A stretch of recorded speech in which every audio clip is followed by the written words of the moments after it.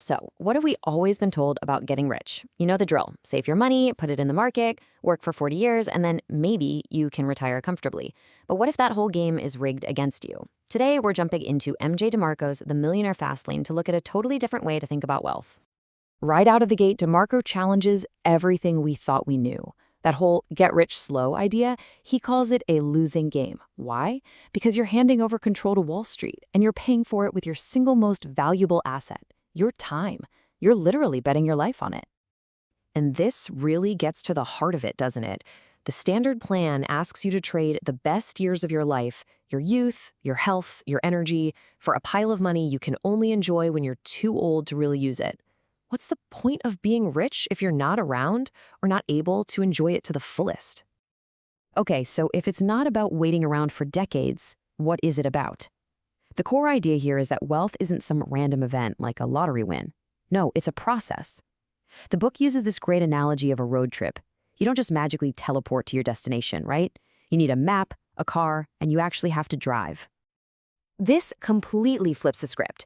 Think about a world-class chef. They don't just find a perfect meal, they create it. They take a bunch of different ingredients, follow a very specific process, and assemble something that has incredible value. Wealth is just like that. It's built piece by piece through trial, risk, and a whole lot of hard work behind the scenes. And here are the ingredients for your own financial road trip. First, you need a roadmap. That's your belief system about money. Then you need a vehicle, and guess what? That's you. You're the driver.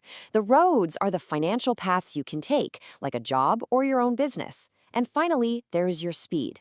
I mean, you can have the best map and the fastest car, but if you never hit the gas, you're just sitting in the driveway. It's all about execution.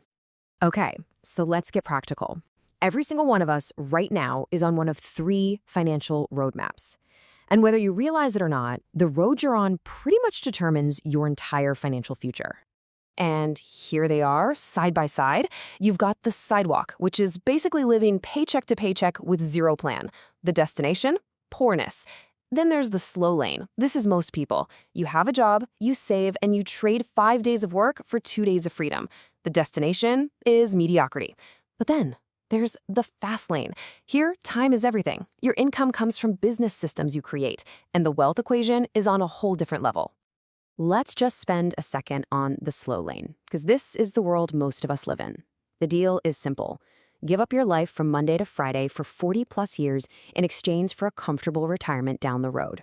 You're basically putting your life on hold, hoping that someday will be worth the sacrifice. It's a plan designed for you to be average. So how in the world do you get off that slow lane treadmill? Well, you have to make a huge mental shift. You have to jump into the producer's fast lane. This is where wealth isn't created bit by bit over a lifetime. It's created exponentially. This is the world of entrepreneurs and innovators. All right, this right here is the absolute key. Most people are consumers. We buy stuff, we use services, we look for value. To get on the fast lane, you have to flip that switch and become a producer. You have to stop thinking about what to buy and start thinking about what you can create and sell. Producers are the tiny minority, and that's exactly why they're the ones who get rich. Now we're talking. This is the engine that powers the fast lane. See, unlike the slow lane, which is trapped by your salary and how many hours you can work, the fast lane equation has no speed limit. It's based on two things you can actually control: the profit your business makes and the total value of that business as an asset you can one day sell. And just look at the difference here. It's not even a fair fight. The slow lane prays for an 8% return from the stock market over a lifetime. The fast lane, it operates in a universe where gains of 1,700% or even more are possible. It's the difference between hoping for a gentle breeze and commanding a hurricane. But look, not just any business is a fast lane business. It has to follow what DeMarco calls the 5 commandments, or NECST. It has to solve a real need. It needs a barrier to entry. It can't be something anyone can easily copy. You have to be in control. It must have scale, the ability to reach tons of people.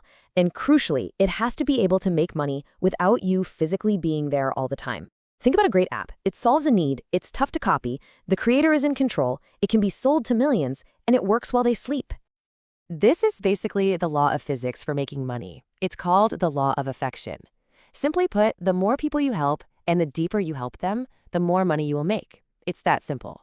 You want to make millions of dollars? You have to impact millions of lives. Period. All right, we've talked about equations and businesses and road trips, but what's the point of it all? Where are we actually trying to go? Because as it turns out, the final destination isn't just a giant pile of cash.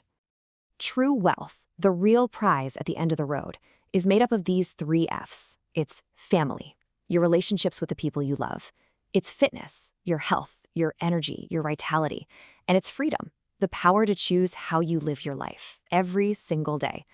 Because without these three, a big number in your bank account is just, well, it's just a number. So never forget this. Money is not the goal. Money is the tool. It's the fuel you put in your vehicle. And its real purpose is to buy you one thing above all else: freedom. The freedom to be with your family, the freedom to take care of your body, the freedom to do what you love. That's what this is all about. So after everything we've talked about, it all comes down to this. A simple question, but maybe the most important one you can ask yourself. When you look at your life, your beliefs, your actions, which road are you on?